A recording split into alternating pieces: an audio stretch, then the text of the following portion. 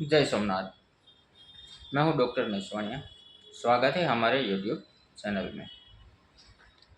सुख में 100 मिले दुख में मिले ना एक, सुख में 100 मिले दुख में मिले ना एक, साथ कष्ट में जो रहे वही मित्र नेक।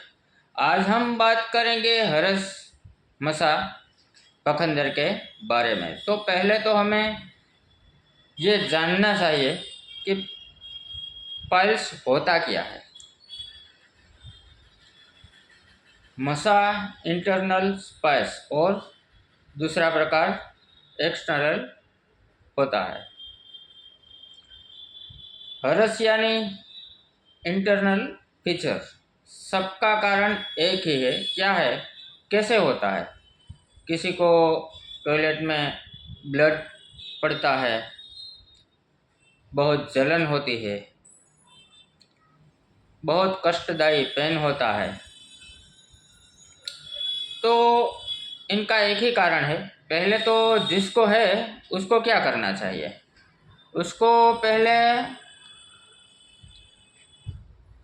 कॉन्स्टिपेशन होता है, इनसे प्रॉब्लम होती है। तो आपको कब्जियत के कारण प्रॉब्लम होता है, तो कब्जियत पहले ना हो उसका आपको ख्याल रखना चाहिए।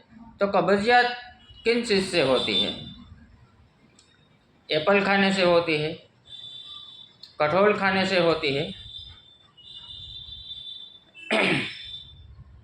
और विरुद्ध आहार का कॉम्बिनेशन के कारण भी ऐसा हो सकता है। तो आपको पहले तो ये उपाय करना चाहिए कि हमें कब्जियत ना हो। कब्जियत जिनकी वजह से होती है वो हमें नहीं खाना चाहिए। दूसरा क्या, सुपारी, सिगरेट, शराब के कारण होता है। तीखा, मसालेदार, बाहर का भोजन, बाहर की चीज़ को अवॉइड करें। खाने में पौष्टिक आहार लें, फ्रूट, जूस, पानी ज़्यादा पिए, पालक, फाइबर वाली चीज़, ओट्स, ये सब आप खा सकते हैं। सुबह उठकर मैं आपको एक इनका इलाज बताता हूँ, जो इस दोनों का कॉम्बिनेशन होकर विरुद्ध आहार होता है। सुबह उठकर 1 गिलास गाय का दूध और 1 चम्मच नींबू, वो विरुद्ध आहार है, लेकिन उसमें वो फायदा करेगा। जब आप गाय के दूध में 1 नींबू डाल के, 1 नींबू का रस डाल के आपको वो पीना है। दूध में नींबू डालने से दूध फट जाता है, वो विरुद्ध आहार के कारण। लेकिन वो आपके पेट में जाके क्या करेगा, सारी गंदगी साफ कर देगा।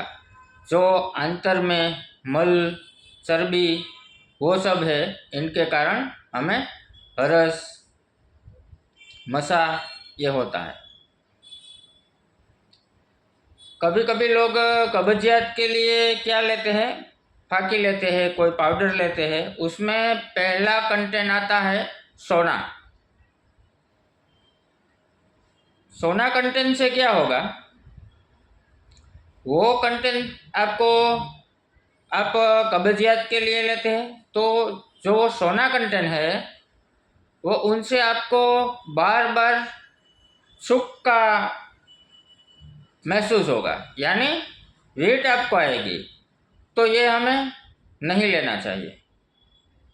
अब मैं आपको उपचार बताऊंगा। जो हमारे टॉयलेट की जगह होती है वहाँ मसा होता है और नॉर्मल रेसिस हो जाती है। जो कब्जियत होता है तो उनको, आपको ज़्यादा साफ नहीं आएगा। साफ नहीं आएगा तो उसमें ज़्यादा दर्द होगा। वहाँ एक जगह सीमित होती है और कब्जियत के कारण उसमें बहुत दिक्कत होती है। तो आपको पहले ये ध्यान रखना है कि कब्जियत ना होने दे, तब आपको कोई प्रॉब्लम नहीं होगा। अब मैं आपको उपचार बताता हूँ। 5 अंजीर और 5 किशमिश, काली द्राक्ष और 5 अंजीर, उनको 1 गिलास पानी में शाम को भिगो देना है। और सुबह उठकर पहले आपको वो पानी पीना है। पानी पीने के बाद ब्रश फ्रेश होके पीना है, डायरेक्ट उठ के नहीं पीने का है, वरना आप तो बताएंगे कि उसमें तो ऐसा कहा था कि उठ को आपको डायरेक्ट पी लेना है। ऐसा नहीं, आपको फ्रेश होना है, उनके बाद पीना है। अब वो पानी आपको पीना है और जो किशमिश है, अंजीर है, वो सब आपको चबा चबा के खा जाना है। उसके बाद 1 घंटे तक आपको कुछ भी नहीं लेना है। ऐसा करने से आपको जल्दी राहत मिलेगी। और दूसरा, जो आपको टॉयलेट की जगह बहुत जलन होती है, तो आपको क्या करना चाहिए, जो आपके घर पे एलोवेरा का पौधा है, उस पौधे को निकाल के उसमें से जो ऑयली जो निकलता है, जो एक लाल ग्रंथि जैसा निकलता है, वो हमें टॉयलेट की जगह पे लगा देना है। अगर ये आपको ग्लोव्स पहन के लगाना है, और ये आपको ऐसा है कि ये हम नहीं कर सकते, हमारे वहाँ एलोवेरा का पौधा नहीं है, तो हर कोई मेडिकल में उपलब्ध होती है, उनकी एक ऑइंटमेंट आती है जाइलोकेन के नाम से। वो जाइलोकेन का काम क्या है, आप वहाँ लगा देंगे जिस जगह पे जहाँ जलन होती है, पेन होता है, वो यहाँ स्किन को खोटा कर देंगे, तो आपको जलन या पेन नहीं होगा।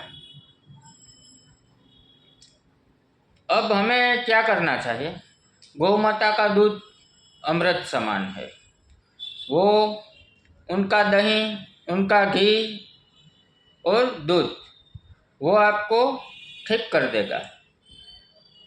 आप आजकल के समय में क्या होता है, गेहूँ, चना, ये सब कुछ हम फ्रेश लेते हैं। उनको कैसे लेना चाहिए, वो बहुत पुराना होना चाहिए।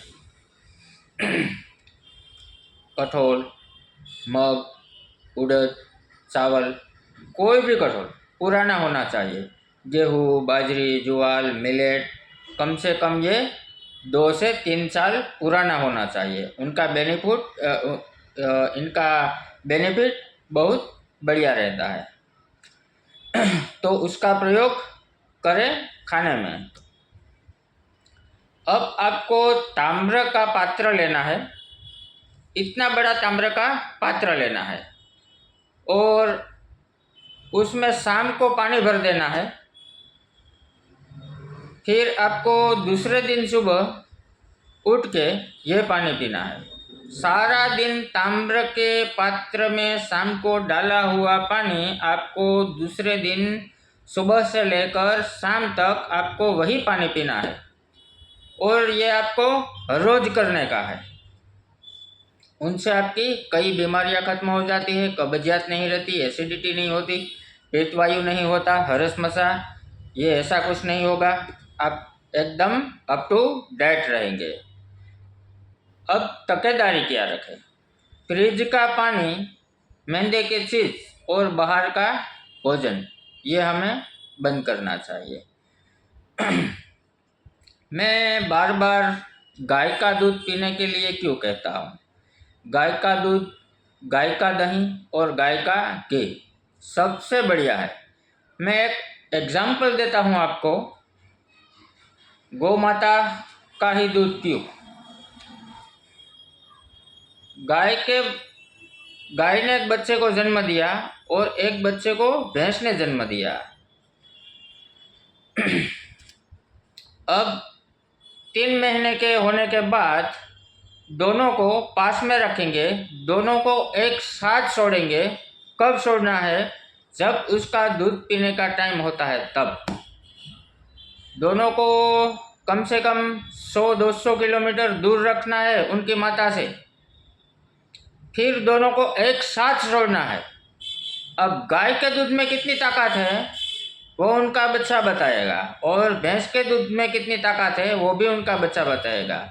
जब भैंस के बच्चे को आप छोड़ोगे तो वो आराम से जाएगा, गाय के बच्चे को छोड़ोगे तो वो कुछ पल में दौड़ से चला जाएगा। क्यों? क्योंकि वो गाय के दूध में ताकत है। अब गंभीर बीमारियों में मरीज आधा मर जाता है। क्यों? लोग डराते हैं, उनको ट्यूमर हुआ था या कैंसर हुआ था, उनको पैरालिसिस आ गया था, वो कोमा में चला गया था, वो कभी कोमा में से वापस ही नहीं आया, ट्यूमर भाई मिटता नहीं, ट्रीटमेंट भी ली, डॉक्टर ने भी मना कर दिया घर ले जाओ। अरे भाई, आपको जो आपके आड़ोस पाड़ोस वाले हैं वो आपको डरा देते हैं। कोई बीमारी गंभीर है लेकिन डरना नहीं चाहिए। जो आप डर गए तो मर गए, इसलिए हमें डरना नहीं चाहिए। मन से मजबूत हो, मन को मजबूत कर लो। हर इंसान को ये सोचना चाहिए कि हमारी मृत्यु कल ही है। बस एक बार ये सोच लो कि हमारी मृत्यु कल ही है। आप डर निकाल दो मन से, मजबूत बनो, खिलखिलाट हंसते रहो, स्वस्थ रहो, मस्त रहो। आपको कोई बीमारियां नहीं होगी। बस आपको मन मक्कम करना है, मन से मजबूत होना है और कुछ सावधानियां रखनी है। हमको क्या खाना चाहिए, क्या नहीं खाना चाहिए, ये सब चीज़ का हमें ख्याल रखना चाहिए। तब तक के लिए धन्यवाद। मिलते हैं नेक्स्ट वीडियो में। जय सोमनाथ, वंदे मातरम।